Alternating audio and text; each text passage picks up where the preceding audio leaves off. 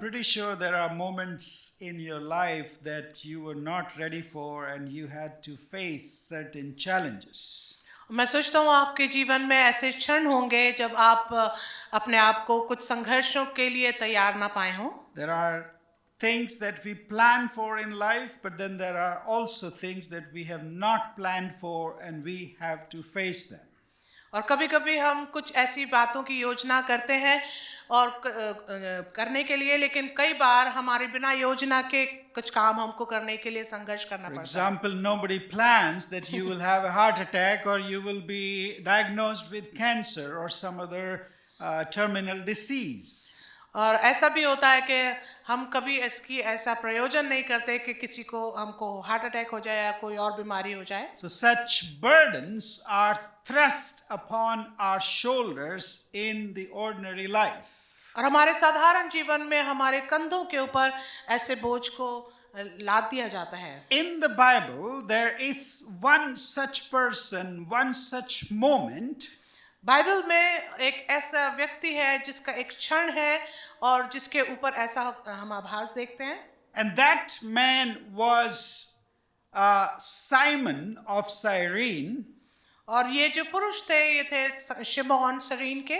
He was forced, he was compelled to carry the cross of our Lord Jesus Christ. और ये जो पुरुष थे इनको मजबूर किया गया कि ये प्रभु यीशु मसीह का क्रूस उठाएं. This happened in Simon's life when he wasn't expecting at all. और ये ऐसे क्षण में शमौन के जीवन में हुआ जब वो इसकी कल्पना भी नहीं कर रहे थे, अपेक्षा भी नहीं कर रहे थे. The Bible tells us और वचन हमें बताता है that this man was coming from the countryside कि ये जो पुरुष है ये एक गांव की तरफ से आ रहा था into the city of Jerusalem और यरूशलेम शहर की तरफ बढ़ रहे and थे. happened to be on the road where Jesus was carrying his cross to Golgotha. और ये उस समय उस रास्ते पर थे जहां से प्रभु यीशु मसीह गोलगोथा के लिए क्रूस के लिए निकल रहे थे. And suddenly and forcibly he finds himself और अचानक से और अपने आप के ऊपर काफी फोर्स डालते हैं उनको अपने आप पाते हैं अपने आप को compelled by the Roman soldiers to carry the heavy cross of our Lord Jesus Christ. और रोमी सैनिकों के द्वारा उनके ऊपर मजबूरन उनको बोला गया कि वो प्रभु यीशु मसीह का क्रूस अपने ऊपर लें. But this was a moment of divine interruption in the ordinary life of a man called Simon. और शिमोन जो व्यक्ति थे उनके लिए एक बड़ा साधारण जीवन में उनके लिए एक अचानक से आ जाने वाला एक क्षण आ गया. A man who was very ordinary, nobody knew him. एक पुरुष जो बहुत ही साधारण थे जिनको कोई जानता नहीं Perhaps he था. was working in the countryside, in the gardens, in the olive gardens, or in any farm. हो सकता वो गांव में कहीं किसी खेत में या किसी जैतून के वृक्षों के साथ काम कर रहे होंगे. His encounter with the Lord Jesus Christ, लेकिन जब उनकी मुलाकात प्रभु यीशु मसीह के साथ हुई, rather with the cross of the Lord Jesus Christ, बल्कि देखा जाए तो उनके क्रूस के साथ जब उनकी मुलाकात हुई, सामना सामना हुआ, was actually a life transforming moment for this man Simon. तो ये एक ऐसा क्षण था शिमोन के लिए जो उनके जीवन को बदल देने वाला एक क्षण था. And it was unwanted, he didn't want it, nobody wanted.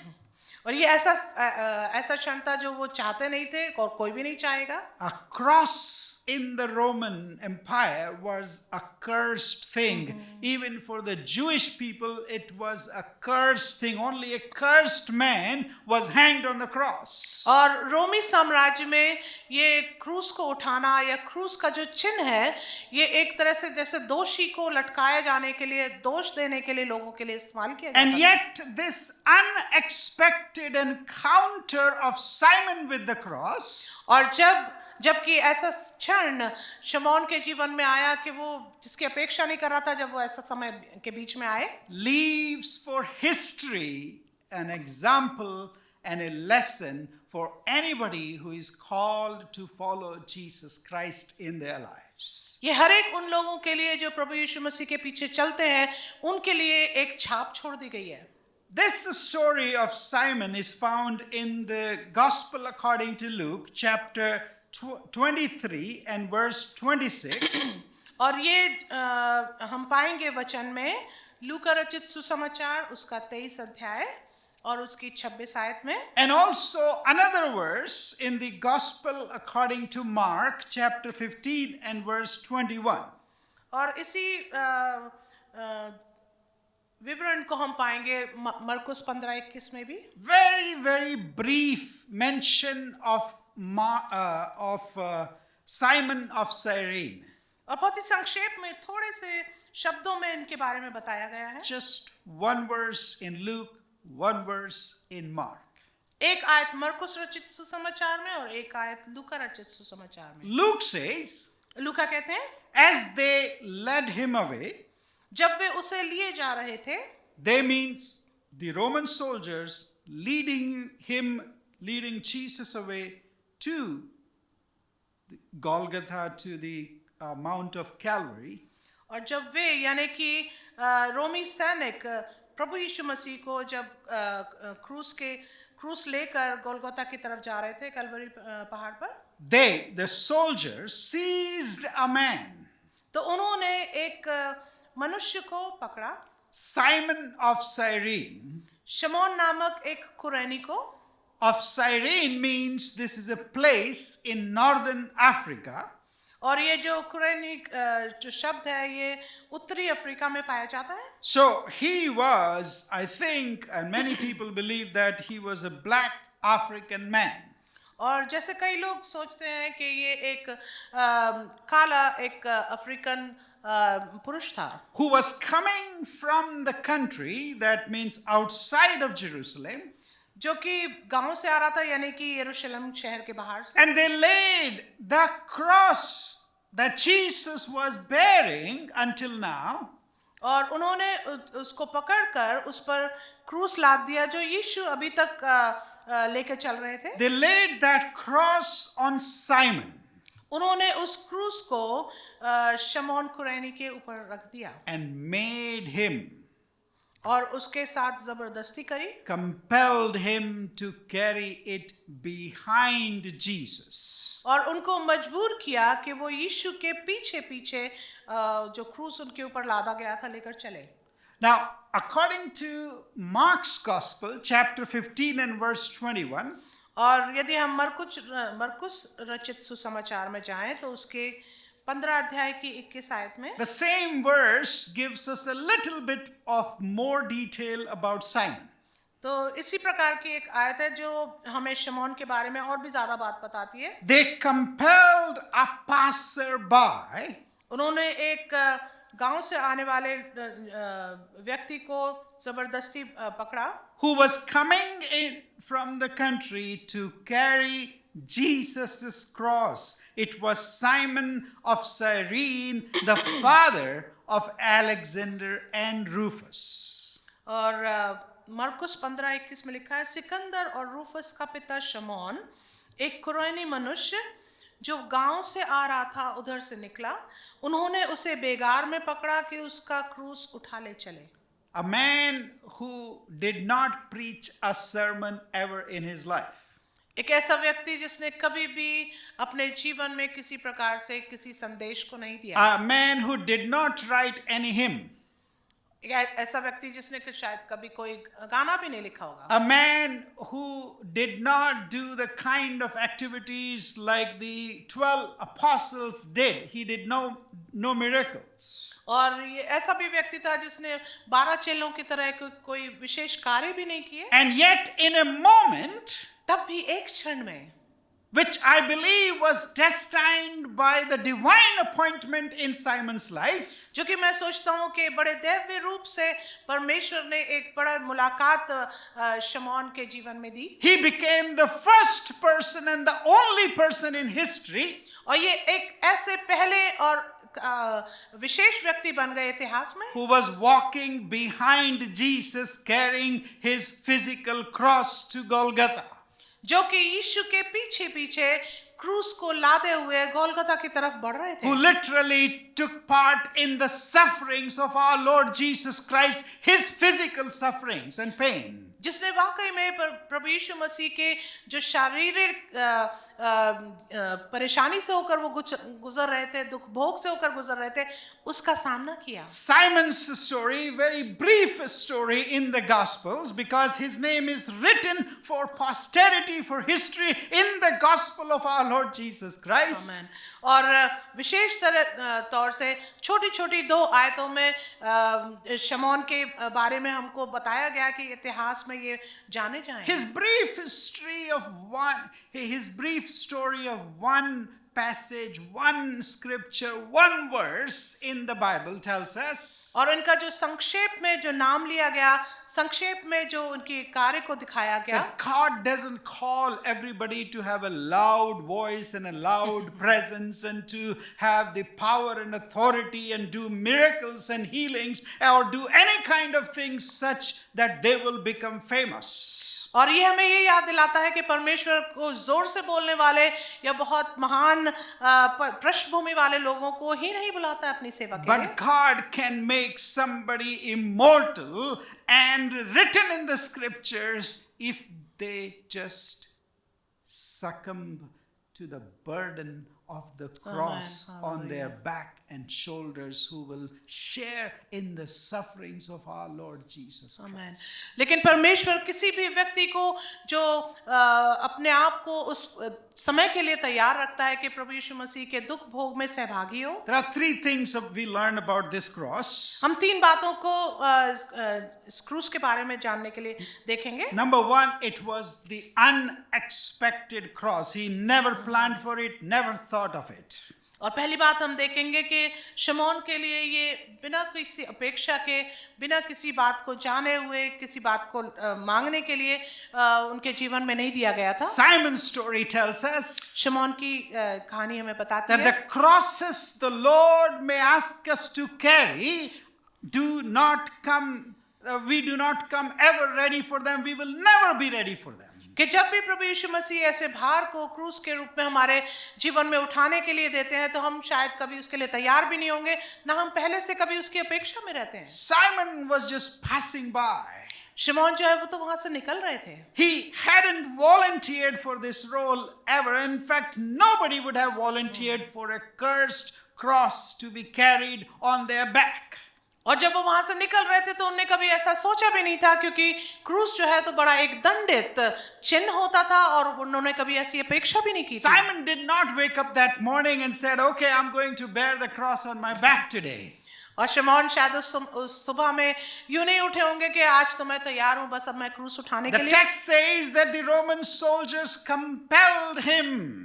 और जो हिस्सा पढ़ा गया इसमें लिखा, रोमी सैनिकों ने उसके ऊपर मजबूरन लाद दिया। The original word that is used by Luke and Mark is, it means that the Roman soldiers had the legal right to pick up any civilian, anybody in the crowd, and press upon them temporarily any kind of work or job that they wanted to. That is the word that is used by Luke and Mark in this passage. और मरकुस और लूका ने जो शब्दों को शमौन के लिए इस्तेमाल किया कि कैसे उनको मजबूरन जबरदस्ती उनके ऊपर ला दिया गया, वो इस प्रकार से यूं था क्योंकि सैनिक लोग जो रोमी सैनिक थे उनके पास ये कानूनी अधिकार था कि वो किसी को भी उठाकर, किसी को भी पकड़कर उसके ऊपर जबरदस्ती कुछ भी कार्य करने को बोल सकते थे। Simon had no choice in this matter.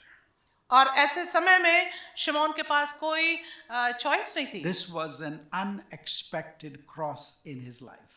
और ये जो था ये एक बिना किसी अपेक्षा के, बिना किसी को मांगते हुए उनके जीवन में ये क्रूस डाला गया। My dear friends, when we live life on this earth, मेरे मित्र, जब हम अपने जीवन को इस पृथ्वी पर जीते हैं, often we will also have to carry our own crosses this way. हो सकता है हमको कई बार ऐसे क्रूस को अपने जीवन में उठाना It पड़े। may be an unexpected diagnosis of a terminal disease in your life, in the life of someone you love. और ये इस प्रकार से भी हो सकता है कि किसी के भारी बीमारी के विषय में आप जिसको जानते हो या जो आपके करीबी हो, उनके जीवन में ऐसा आ सकता है। It may be the fracture in a relationship of a loved one. और ये एक प्रकार से किसी प्रियजन के जीवन में उनके कोई दरार आपके बीच में हो। May be the loss of a child.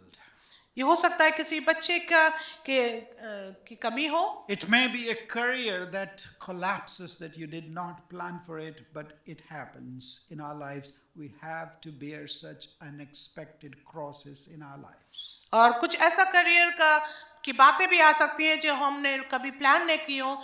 ऐसी भी बातें हमारे लिए एक क्रूज की तरह, एक अनएक्सपेक्टेड क्रूज की तरह हमारे जीवन में आ सकते Maybe a हैं। dream that you had kept for years, but it never realizes is dashed. और कोई ऐसा सपना होगा जो आपने देखा होगा और लेकिन वो किसी प्रकार से साकार नहीं हुआ। There are crosses that we will often bear that we had not planned for, we have not signed up for to bear. और ऐसे क्रूज, ऐसी बोझ हमारे लिए आ सकते हैं जिनके लिए हमने कभी तैयारी भी नहीं की होगी, ना कभी सोचा होगा। There are crosses, that there are events in our lives that interrupt our plans. और कभी कभी कुछ घटनाएं ऐसी हो जाती हैं जो जो हमने प्लान्स किए हैं, जो हमने योजनाएं बनाई हैं, उनको रोक सकती हैं। But if you believe in Jesus Christ, लेकिन यदि आप प्रभु यीशु मसीह पर विश्वास करते if हैं, you are a follower of Jesus Christ who is walking behind him and trying to live a life that he has called you to live, और यदि आप प्रभु यीशु मसीह के पीछे चल रहे हैं और उस जीवन को जीना चाह रहे हैं जिसके लिए आपको बुलाया गया, then we must also accept that God orders all our steps in his direction. आमीन। तो हमें ये भी याद रखना पड़ेगा कि परमेश्वर हमारे हर एक कदम को अपने साथ लेके चलता है। In all the unexpected things that we may have to carry and bear on our backs in this life, और ऐसे कोई भी कार्य जो हमारे सामने हमारे जीवन में आ सकते हैं, ऐसे क्रूस हमारे साथ आ सकते हैं जिसको हमने कभी साइन नहीं किया, it can lead to the fulfillment of God's purposes in our lives that we are not able to see at the moment. और उस क्षण में जब हम ऐसे क्रूस को उठाते हैं तो जो परमेश्वर का जो एक दैव्य योजना हमारे जीवन में, वो उसको पूरा कर सकते हैं। 2000 years later, 2000 वर्ष बाद में we are reading the name of Simon in the scriptures today, आज हम शमौन कुरैनी के बारे में पढ़ रहे हैं वचन में, not because he had planned to do anything that day, इसलिए नहीं क्योंकि उसने कुछ योजना बनाई थी उस दिन के लिए, but because of what was thrust upon his shoulders, what was he compelled to do that day for the Lord.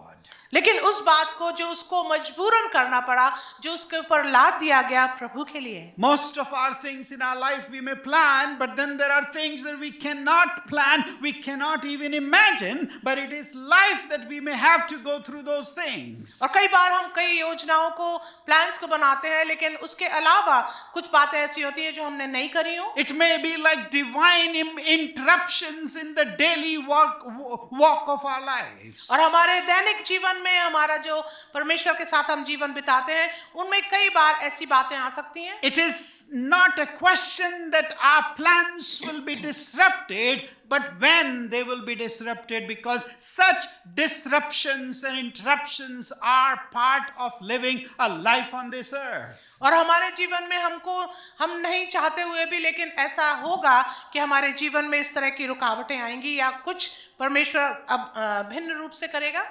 Are we prepared to listen to God's voice and see God's purpose and in our life's interruptions? क्या हम परमेश्वर की उस मधुर आवाज को सुनने के लिए तैयार हैं या उस बात को करने के लिए तैयार हैं जो परमेश्वर हमारे जीवन में एक रुकावट, एक इंटरप्शन की तरह लाता है?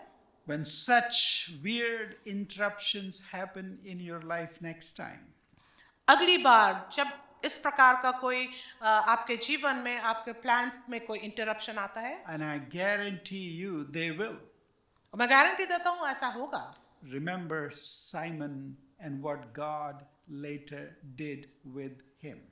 तो आप याद करें कि शमौन कुरैनी ने क्या किया और परमेश्वर ने कैसे उसको इस्तेमाल He किया। found himself as the only person in history who carried the cross of our Lord Jesus Christ, who physically participated in the sufferings of our Lord Jesus Christ. और परमेश्वर ने एक व्यक्ति को पूरे इतिहास में ऐसा इस्तेमाल किया जिसने शारीरिक रूप से प्रभु यीशु मसीह के दुख भोग में अपने आप को दे दिया. So the first thing we see is that it is an unexpected cross. इसलिए जो पहली बात हमने देखी वो है ऐसा क्रॉस जो जिसकी उन्होंने कल्पना नहीं की थी. Secondly, दूसरी बात, we see that Simon was walking behind Jesus carrying that cross. तो हम इस हिस्से में देखते हैं कि शमौन कुरैनी जो हैं यीशु के पीछे क्रूस को लाद कर चल रहे हैं. Look at verse 26 of chapter 23 of the book of Luke. मेरे साथ फिर से निकाल लें लूका रचित सुसमाचार उसके 23 अध्याय में And verse 26. उसकी 26 आयत. Every word, every detail in the scriptures is very, very meaningful. और उसका एक एक शब्द एक एक वाक्य बहुत ही अर्थपूर्ण है. Luke 23 verse 26 says, लूका 23:26 में ये लिखा है. And as they led him away, they seized one Simon of Cyrene who was coming in from the country and laid on him the cross to carry it behind Jesus. लूका 23:26 में लिखा है, जब वे उसे लिए जा रहे थे तो उन्होंने शमौन नामक एक कुरैनी को जो गांव से आ रहा था पकड़कर उस पर क्रूस लाद दिया कि उसे यीशु के पीछे पीछे ले चले. He wasn't going ahead of Jesus. वो यीशु के आगे नहीं जा रहा था. He was walking behind in the footsteps of Jesus. लेकिन वो यीशु के पीछे उनके कदमों के निशानों के ऊपर चल रहे थे. Luke, who is a very careful writer because he was a doctor, और लूका जो है वो क्योंकि वो एक चिकित्सक थे तो वो एक काफी ध्यान से इन बातों को लिखते हैं. by writing that he was in the footsteps of Jesus, he was behind Jesus. और ये कहने के द्वारा कि वो उनके यीशु के फुटस्टेप्स पे चल रहे He हैं, wasn't- उनके पीछे चल रहे He हैं. wasn't just giving us a physical description, वो केवल एक शारीरिक डिस्क्रिप्शन नहीं दे but रहे, it is a profound picture of discipleship of whoever wants to follow Jesus Christ. लेकिन एक बहुत ही महत्वपूर्ण एक तस्वीर है हर एक उस व्यक्ति के लिए जो यीशु के पीछे चलना चाहते हैं. Imagine Jesus has been carrying the cross for halfway through. और आप इसकी कल्पना करें कि यीशु जो है आधे रास्ते तक चले हैं क्रूस को लेकर. There was the crown of thorns on his head. उनके सर पर कांटों का ताज था. He was beaten up. His back was all ruptured and it was bleeding because of what the Roman soldiers did to him. और प्रभु यीशु मसीह के पीठ में कोड़े लगाए गए और उसमें से खून निकल रहा था क्योंकि रोमी सैनिकों ने उनके ऊपर ऐसा किया था. And as he was walking on that stone path और जब वो उस पथरीली जगह पर चल रहे थे leading up to Golgotha, गोलगता की तरफ बढ़ते हुए, I am pretty sure he was also bleeding from his feet. तो मैं सोचता हूँ कि वो अपने पाँव में भी घायल होकर वो खून से भरे होंगे उनके कदम. Now imagine Simon, तो अब आप कल्पना करें शमौन के who बारे has में, no idea who this guy is and why he's carrying the cross. जिसको ये भी नहीं पता कि ये पुरुष है कौन है, ये क्रूस क्यों ले जा रहा है. He's compelled to bear that cross. और उनको मजबूरन ये क्रूस को लादना पड़ा. But he is now putting his steps one after the other at the same place, at the same blood-stained footsteps of the Lord Jesus Christ, who is going ahead of him. और अब वो प्रभु यीशु मसीह के लहूलुहान जो कदम है, कदमों के निशान है, उनके ऊपर एक एक कदम बढ़ाकर प्रभु यीशु मसीह के पीछे चल रहा है जो कि गोलगता की तरफ बढ़ रहे हैं. If you remember the words of our Lord Jesus Christ when he taught his disciples, यदि आपको याद हो प्रभु यीशु मसीह के वो शब्द जो उन्होंने शिक्षा दी अपने चेलों को, he said, whoever wants to be my disciple उन्होंने कहा था जो भी मेरा चेला बनना चाहता है must deny themselves, वो अपने आप का इनकार करे, take up their cross अपना क्रूस उठाए daily प्रतिदिन and follow me. और मेरे पीछे हो ले. Luke wanted those words of Jesus to be imprinted in our minds as we think of Simon following the footsteps of Jesus, the blood-stained footsteps of Jesus Christ. उसी बात को लूका इस आयत में बताना चाहते हैं जब शमौन कुरैनी प्रभु यीशु मसीह के लहूलुहान कदमों के जो निशान हैं उनके ऊपर चलते हुए देखते हैं. Cross is not something that we can theologically meditate upon, that we think, oh, what all it is to be done and what all it means for our salvation. और क्रूस जो है केवल एक दिमागी तौर से सोचने के विषय में नहीं है कि क्रूस हमारे लिए क्या कर सकता है, हमारे उद्धार के लिए क्या कर Bearing सकता है. the cross of our Lord Jesus Christ as He commanded us, और प्रभु यीशु मसीह के क्रूस को उठाना जैसे कि उन्होंने हमें आदेश it दिया. means that it is heavy, it has weight. इसका मतलब यह है कि वो भारी है, उसके ऊपर वजन है. Carrying the cross of Jesus, और प्रभु यीशु मसीह के क्रूस को उठाने का मतलब है walking behind Jesus, यीशु के पीछे चलना. causes pain and will cause you pain. वो दर्द को महसूस कराएगा आपको. It marks us, it puts physical marks on our body. In the West, we do not consider that following Jesus may sometimes lead you to persecution, but that's what Jesus means, and that's what Luke means by portraying this picture for us, my dear friends. और ऐसी तस्वीर को हमारे सामने रखने के द्वारा लूका बताना चाहते हैं कि ऐसे शारीरिक यातनाएं हमको सहनी पड़ेंगी और इसके द्वारा हमको सताव भी झेलना पड़ेगा. Remember, Simon did not carry the cross instead of Jesus. आप याद करें कि शमौन कुरैनी ने क्रूस यीशु के बदले नहीं उठाया. Jesus has already carried that cross and went ahead of him and was walking ahead of him. प्रभु यीशु मसीह तो पहले से ही उस क्रूस को लाद कर चल रहे थे, उसके आगे आगे चल ही रहे थे. He carried the cross. Simon carried the cross after Jesus, following behind him. और शमौन कुरैनी ने प्रभु यीशु मसीह के क्रूस को उठाते हुए उसके पीछे चलना शुरू किया. My dear friends, when you face those challenges that as I was talking about earlier, और जैसे मैंने पहले बताया मेरे मित्रों, यदि आप ऐसे चुनौतियों के मध्य होकर निकल रहे हैं, when sicknesses and other burdens come in your life that you haven't prepared or expected, और यदि बीमारी या कोई बोझ आपके जीवन में अचानक आ जाता है जिनकी आप कभी कल्पना नहीं की है, the Word of God wants to tell you परमेश्वर का वचन आपको बताना that चाहता you है are not alone in those moments. कि आप इन क्षणों में अकेले नहीं हैं. Christ has already gone ahead of you. Amen. प्रभु यीशु मसीह आपके आगे पहले ही चल चुके हैं. Christ has already carried half of your burden on his shoulders when he Amen. went to the cross. और प्रभु यीशु मसीह ने पहले से ही आपके आधे वजन को उठा लिया जब वो क्रूस पर जा रहे थे. When we carry our crosses today, और जब हम अपने क्रूस को, अपने बोझ को लेकर चलते we हैं, are not the first one to carry. तो हम पहले नहीं है जो हम इस बोझ को उठाते We हैं. are not only ones to carry, और हम ही केवल नहीं है जो इस क्रूस को उठाते हैं, but we carry behind our Savior who is Amen. ready to receive and accept us as we are. लेकिन हम अपने उद्धारकर्ता के पीछे पीछे चलते हैं और वो हमको तैयार करता है कि हम जैसे भी हैं वो हमको ग्रहण He करें. has already borne on his shoulders in his life the life burdens, all sicknesses and everything that is needed for our salvation. और प्रभु यीशु मसीह ने पहले से ही हमारे सारे बोझ को अपने ऊपर लाद लिया है, चाहे वो बीमारी हो, चाहे किसी भी प्रकार की समस्या हो, प्रभु यीशु मसीह ने पहले से ही उसको उठा लिया. Another thing that we can tell about this Simon, और एक और बात हम शिमोन के बारे में आज जान सकते हैं. he was an outsider.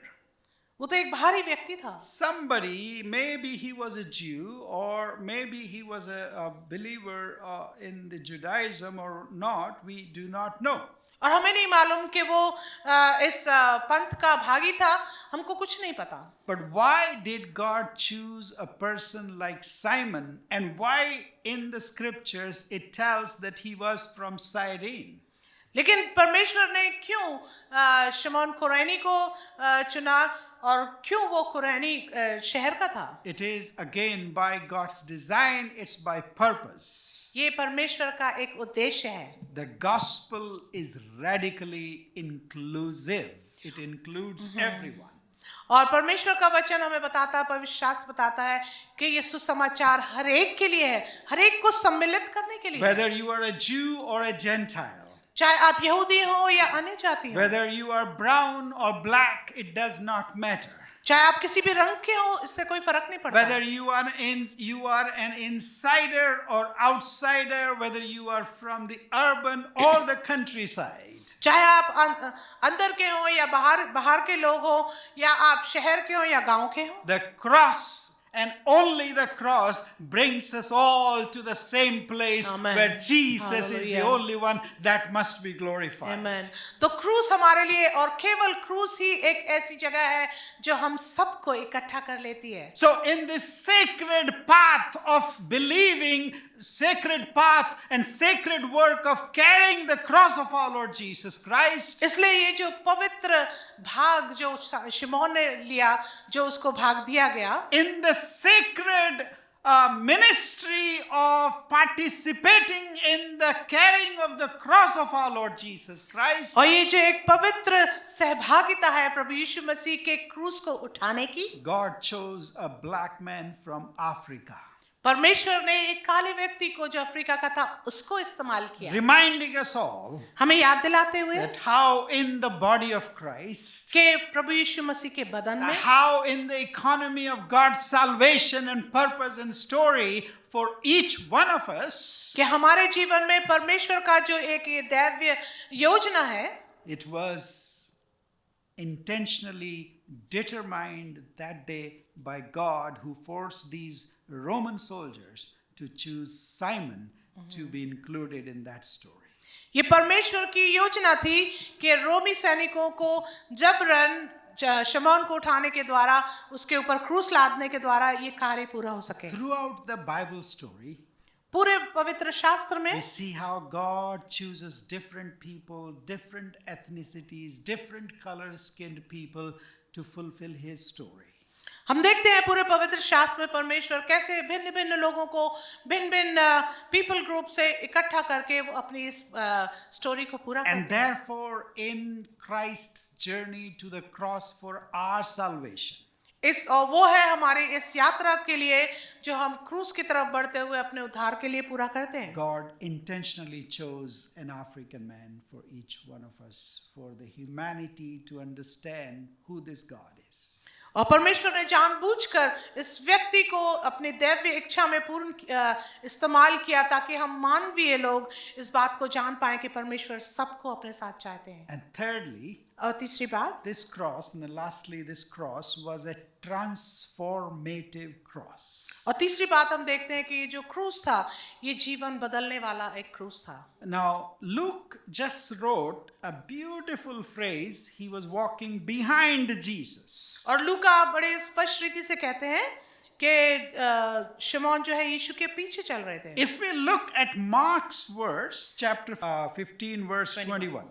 Sikandar और रूफस का पिता शमौन Yeah. एक कुरैनी मनुष्य जो गांव से आ रहा था उधर से निकला, उन्होंने उसे बेगार में पकड़ा कि उसका क्रूस उठा ले चले। Now, the little detail that Mark gives us और ये जो थोड़ा मरकुस हमें थोड़ा बताते हैं इसके बारे में, is that he was the father of Alexander and Rufus. और ये बताते हैं कि वो सिकंदर और रूफस के पिता थे। Now, this means, इसका मतलब है, and most biblical believers, scholars believe that, और बहुत से जो बाइबल के स्कॉलर्स हैं वो भी ये विश्वास करते हैं, Mark knew Alexander and Rufus मरकुस जो है वो अलेक्जेंडर को और रूफस को जानते थे because they became quite famous in the Christian community later on. क्योंकि ये मसीह समाज में काफी प्रसिद्ध हुए बाद में।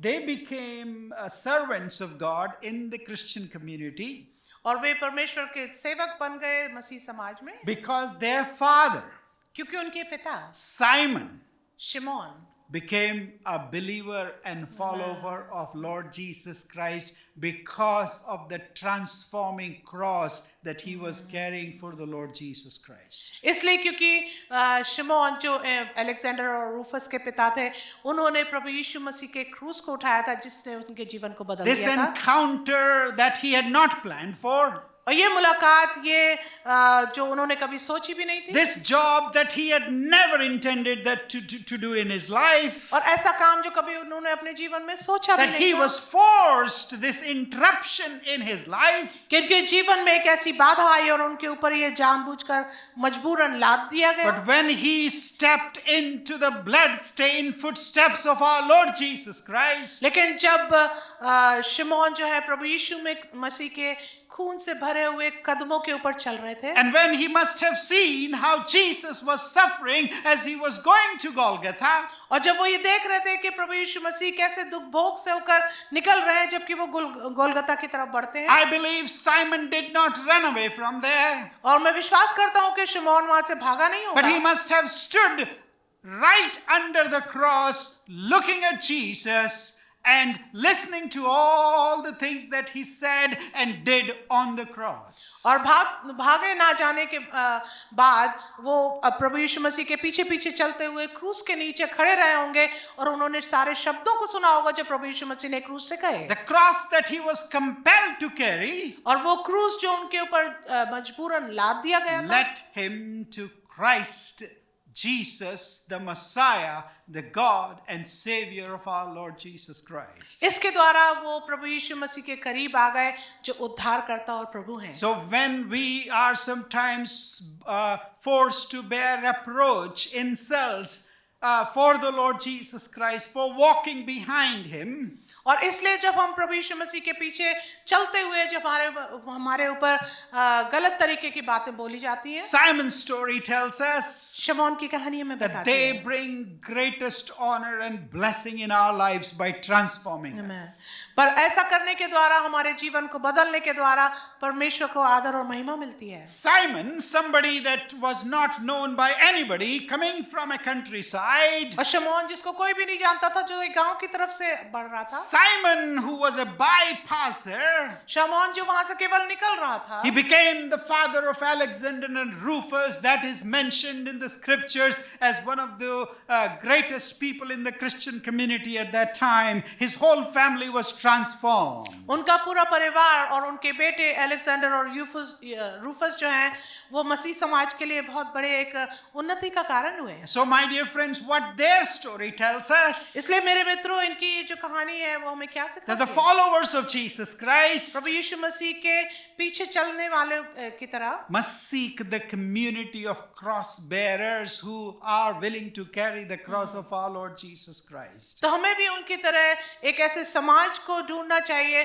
जिसमें हम ऐसे लोगों को जो प्रभु यीशु मसीह के क्रूस को उठाने के लिए तैयार हो। His sons, his family became known in the Christian community of the first century because of Simon's encounter with Jesus Christ. और शमौन का जो परिवार था पहली शताब्दी में वो इस बात के लिए कि क्योंकि शमौन ने क्रूस को उठाया था वो उसके लिए काफी उन्नति का कारण बने। When you carry and participate in the sufferings of Jesus Christ, जब आप प्रभु यीशु मसीह के दुख भोग में सहभागी होते हैं और उनके क्रूस को उठाते हैं, remember it may bring blessings to your family and to others too. तो आप याद करें कि ऐसा करने के द्वारा आपको आशीष और आपके परिवार को और आने वाली पीढ़ी को आशीषित होना Therefore, पड़ेगा। let's try to understand the purpose behind the pain and suffering and sickness that you may be going through today. इसलिए हमारे लिए जरूरी है कि हम इस उद्देश्य को समझें जिस परेशानी से भी होकर हम गुजर रहे हों। What is the cross that you may be forced to carry today? और ऐसा कौन सा बोझ हो सकता है जो आपको आपके ऊपर लाद दिया गया हो जो आप उठा रहे हो? Accept that. आप उसको ग्रहण कर लें। Bring it to the cross आप उसको प्रभु के नजदीक ले आएं। at the feet of Jesus Christ यीशु के कदमों पे ले आएं। and say to him, yes, Lord, I wasn't prepared, but I'm willing to bear this cross daily at your behind you. Yes.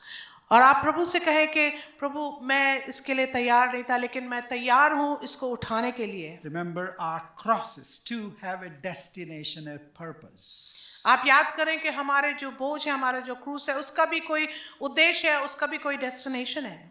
May the Lord help us to understand that. और परमेश्वर हमारी मदद करे कि हम इस बात को समझ पाएं।